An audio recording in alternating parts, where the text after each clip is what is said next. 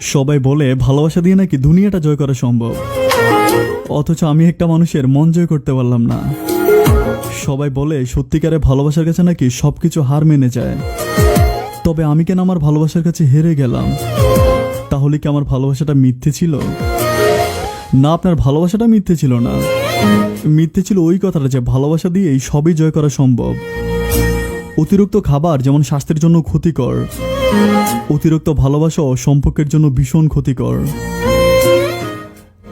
একটা মানুষকে ঠিক ততটুকুই ভালোবাসেন যতটুকু ভালোবাসলে সে বুঝতে পারে যে আপনি তাকে ছাড়াও বাঁচতে পারেন।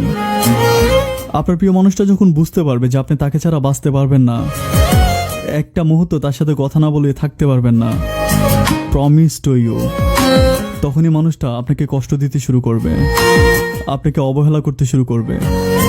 আর এই অবহেলার যন্ত্রণা মৃত্যুর যন্ত্রণার চেয়েও আরো বেশি ভয়ানক। আপনার প্রিয় মানুষটা তখন আপনার কষ্ট একটুও বুঝবে না, বুঝবে না আপনি তার সাথে 1 মিনিট কথা বলার জন্য গলা কাটা মুরগির মতো লাফাচ্ছেন, তার একটা কল বা SMS এ দুনিয়াতে বসে স্বর্গের সুখ পাচ্ছেন।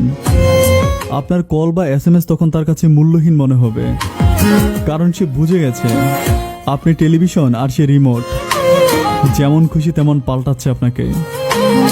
সে বুঝে গেছে ঘুড়ি হয়ে আকাশে আপনি উড়ছেন, আর সে নাটাই হাতে বসে আছে।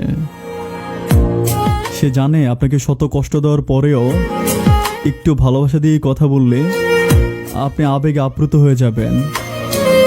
তাই সবসময় নিজের ব্যক্তিত্ব ধরে রাখুন, নিজেকে এত সস্তা বানিয়ে দিবেন না যে দুপয়সার মানুষ এসে কাঁদিয়ে চলে যাবে। এই দুনিয়াতে খোদা কাউকে বেকার সৃষ্টি করেনি, আপনার মাঝেও কিছু না কিছু আছে। ভালোবাসতে আপত্তি নেই, অবশ্যই ভালোবাসবেন, কিন্তু কাউকে এত বেশি ভালোবাসবেন না যে দেহের অক্সিজেন হয়ে যায়, আর এই অক্সিজেনটা চলে গেলে আপনি নিঃশ্বাসটা বন্ধ হয়ে মারা যান। মনে রাখবেন, গোটা পৃথিবীতে 2টা মানুষ আছে যাদের কাছে আপনি অনেক বেশি মূল্যবান, যাদের কাছে আপনি পৃথিবীতে পাওয়া স্বর্গ। তারা হচ্ছে আপনার বাবা মা।